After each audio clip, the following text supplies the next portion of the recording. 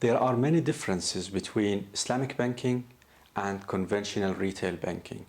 And those differences are very important to basically for the general people to understand, because many of them are confused because they see pretty much the same outcome, the same financial product offered by both.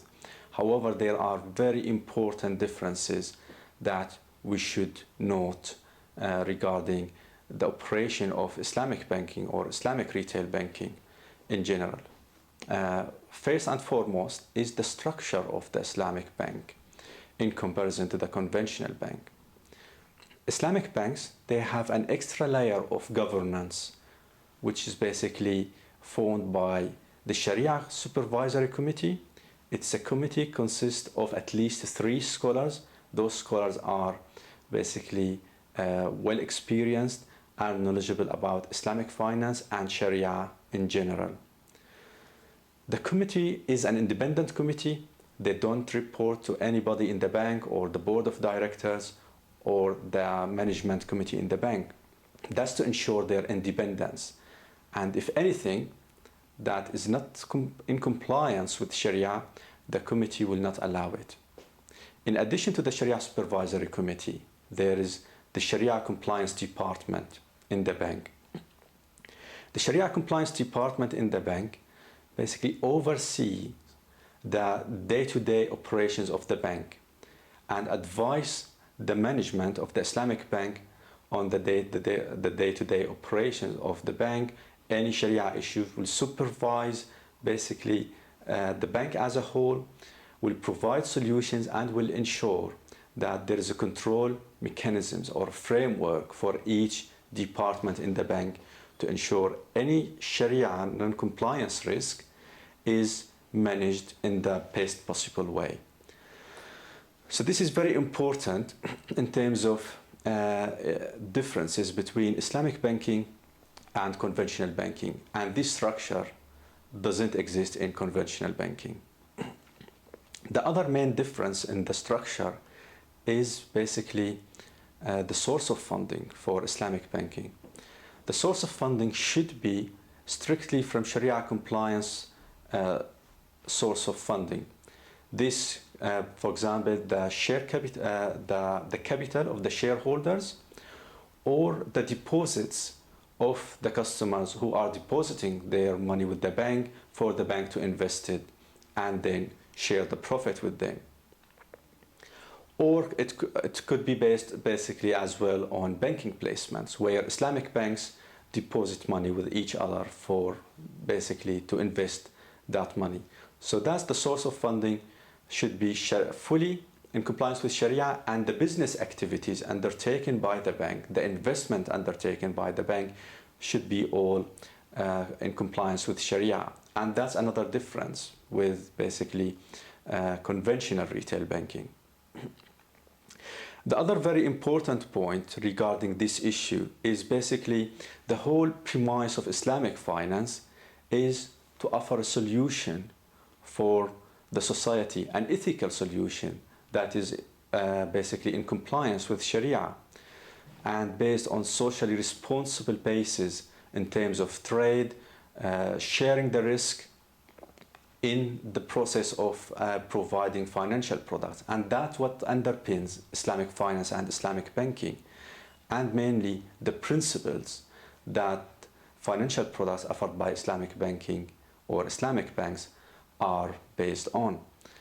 And that you see it basically in the differences in the contract that's used by conventional banks, which is basically a lending agreement, interest-based lending agreement. However, Islamic banks, they use different Islamic financial principles to offer their products. And those principles are mainly based on risk sharing, where the risk is shared between or among different stakeholders within the process or the parties to that contract. Unlike conventional banking, where the risk is basically one party is responsible for the risk, in this case would be the customer, and if there is a risk for the bank will shift this risk in different ways, by taking insurance, doing different interest swap agreement, for example, buying options, which is forbidden in Sharia, etc. Basically using different other agreements that are not permissible under Sharia. Islamic banks, they don't use that. Basically, the core aspect of the principles used by Islamic banks is either profit sharing agreement or a profit and risk sharing agreements, where the risks basically shared according to the steps and the stages of undertaking basically the transaction in the Islamic bank. Another important point is every product offered by Islamic banks is asset backed. So there must be an underlying asset for any financial transactions undertaken by the bank in offering their products and services. And that's a very important point, unlike conventional or traditional banks where basically it's just a lending agreement. The bank lends the money to the customer and charge them rate of interest. The Islamic banks, on the other hand, they undertake trade either by purchasing a commodity. There must be an asset in order to justify that specific financial transaction, and the conditions for undertaking that financial transactions should be fulfilled by the Islamic bank, and that's a very important point. To illustrate this point further, I would give an example for financial products offered by Islamic banks. Basically, if we take a savings product, which is usually based on either the Mudaraba principle or the Wakala principle of Islamic finance. Mudaraba is profit sharing agreement where the bank and the customer basically share the profit generated from the investment.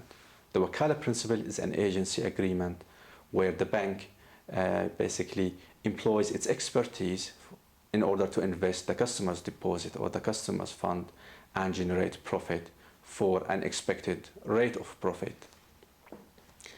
So if you see how the two Islamic finance principles work in comparison with conventional banking, where basically the customer will be lending their money to the bank, depositing their money in the bank and taking interest for their funds. In Islamic banking, basically the bank and the customer will act as partners in that process. The bank will use the customer's funds to invest it in the market, buying different assets and selling it for a profit, then basically sharing the profit with the customer. For example, in the Mudaraba, there must be a profit sharing ratio agreed in advance. Let's say, for example, 50-50 between the bank and the customer. So whatever profit is generated from that investment, it will be shared 50-50. It's not a fixed profit.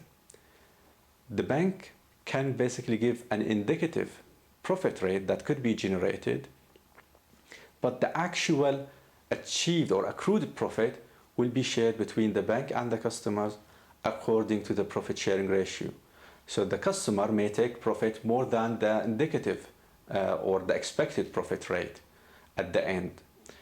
And that's very important difference between Islamic banks and conventional banks, because whatever conventional banks, whatever return they generate, they will just give the customer that fixed or specified interest rate on their funds. So that's another point regarding this basically, is the risk is shared between the bank and the customer. The bank is actually undertaking economical process in terms of purchasing commodities, selling this commodity and making profit by using the customer's fund, then sharing the profit with customers. If we take another example in terms of offering home purchase plan, home finance product. Typically this product is based on the diminishing musharaka agreement or diminishing co-ownership agreement, and lease agreement, ijara agreement. The bank and the customer jointly will purchase the property chosen by the customer. So both of them will own the property, will have joint ownership of the property, and will assume the risk associated according to their share in that property.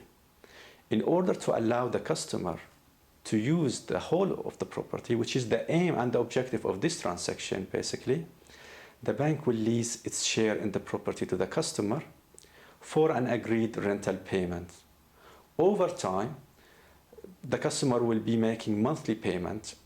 The payment will consist of an element, which is the rent element for renting the bank's share in the property, and another element to purchase the bank's share in the property over the finance term. At the end of the finance term, the customer will basically own the property outright. So that's basically joint ownership between the customer and the bank in order to allow the customer at the end of the finance term to own the property outright.